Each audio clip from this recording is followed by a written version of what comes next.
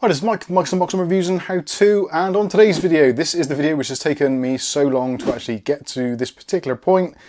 It's finally time to see if my £30 Gigabyte Aorus X570 motherboard has been a £30 doorstop or a spectacular bargain. Keep watching to find out.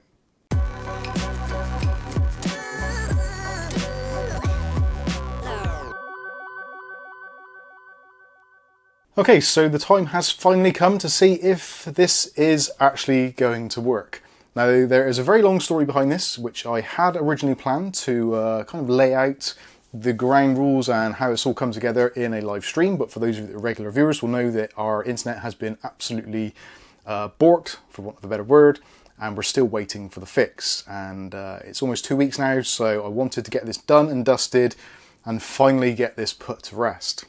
So let me talk to you a little bit about the story behind this and why we are where we are today.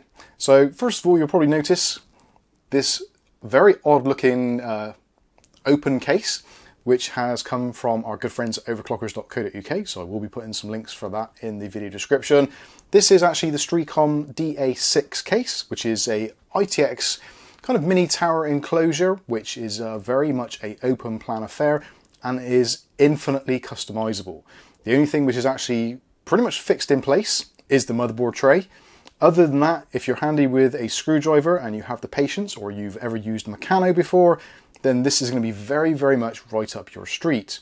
For me personally, it's been somewhat infuriating because I'm so used to just getting a case and everything just working and there being kind of clearly set out guidelines of how you should use it. Whereas with this particular unit, it is very, very open plan. You can kind of pretty much do whatever you want. It takes ITX power supplies, ATX power supplies, full-size graphics cards, you name it. Basically, because of the wire structure and the tubular design, you could basically kind of work it how you want to. So, having agreed to do the review with our good friends at Overclockers, the next part of the task was to actually find a mini ITX motherboard. Currently I didn't have one in stock, so usual thing, searching online, seeing what's available. Motherboards are extremely expensive here in the UK at the moment for pretty much all of them, and ITX is no exception. So going through the listings on Facebook Marketplace, there was one that actually really did catch my eye, and it was actually this particular one here. So some of you may have already seen the unboxing of this or the how to flash the BIOS, etc. Because it does kind of work, but the listing said £60 for the board, but there was descriptions saying that it was actually for parts or kind of spares, because the previous owner had it in a system, they took it to a shop to have it repaired. The supplier or manufacturer, retailer, whatever, said the motherboard was kaput and it needed a new motherboard, at which point they installed the new motherboard, gave the system back, and some of the problems still existed. So potentially, even if this does boot up now, there may still be other problems which are yet to be diagnosed or yet to be come upon. So I will be having to do some in-depth stress testing on this. So that is going to be happening in future video releases. So obviously do stay tuned for that. So with this being £60, I figured to myself £60 is a heck of a lot of money to stump out on something which potentially doesn't work at all. So contacted the seller and suggested that maybe because of obviously the situation, I'm happy to take a risk at a lower price, maybe £30, and then if we get to a point where the system is actually all okay and it works fine, then I would pay the additional £30. So sent the question and basically, yeah, they come back and said, yep, sounds absolutely fair. Take it, £30. If it works, then maybe give me another £15 or something. I said, well, no, obviously you wanted £60. If it works, I'm happy to pay that amount because it's still cheaper than what I can buy them for. So kind of left it as that, went over, collected it locally from over in Bristol, just a quick trip across the city there to pick it up. Kath's looking at me, it wasn't that quick, but we got there in the end. Anyway, by the by. So got the motherboard back and then it was time to start building. At which point then I realized I actually needed some additional components. So I looked through to see what we had here in stock, and there were some things which we had which were going to be absolutely perfect for this kind of setup. So we had a mini ITX power supply which came from Thermaltake. So this is the Tough Power 1000 watt ITX PSU, absolutely great. Really, really overkill for what we actually need here, but for this particular purpose, yeah, absolutely great.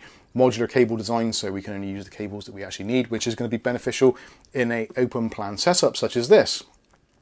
Also from Thermaltake, we had some RAM as well. So the Tough RAM, keeping it with the Tough theme. So we've got the Tough RAM RGB, so we've got that installed as well.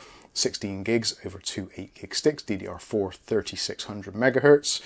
And basically other bits and pieces which we already had. So I had a Ryzen 9 3900, which is basically a test CPU.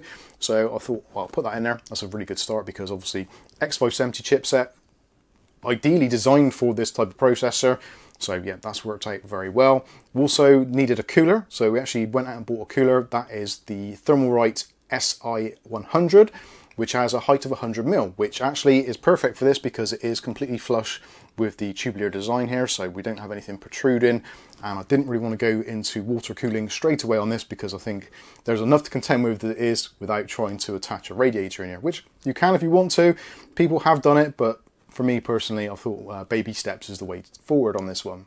Storage-wise, gone with something tried and tested. So we've got the Kingston NV2 1TB NVMe drive, which is in the PCI Express M.2 slot on the motherboard, which is nicely encased in a little heatsink and fans, keep things nice and cool. Now the graphics card was one of those things where there were options. I've got a Intel A750, but I'm kind of thinking that this is mostly an AMD build, so actually looking online, found a fantastic deal for an ELSA graphics card, which is an RX 5700 8GB card, which actually was on AliExpress for just around £100, which I thought was fantastic value for money, 8GB of RAM. It was a refurbished unit, still yet to test it, it is installed, so yeah, we'll find out if that works as well, hopefully it does.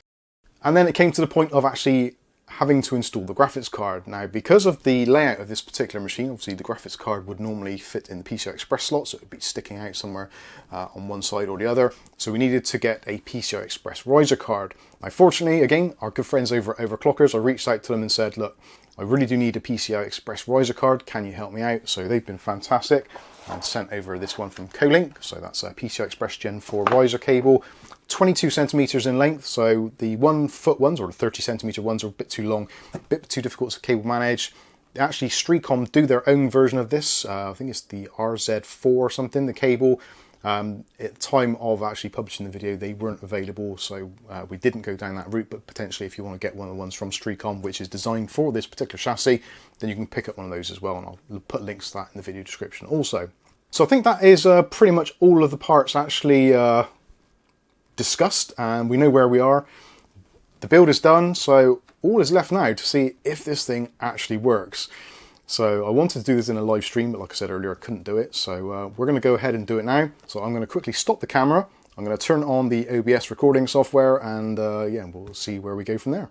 Okay, so hopefully the cameras are synced up, and it is the time to do it. So I'm going to turn on the power supply first of all. Yep, that's a good start. Nothing went bang, and there is a little power button on the top there. So well, we have power, we have illumination. PSU is spinning up there. You see our fan is going. So for those of you that are watching, depending how I edit this, it should appear on the screen behind me. So that is our OBS, which I am pretty sure is connected in behind there. So we're looking for the system to do some RAM training and all that kind of stuff, and hopefully we will get a display.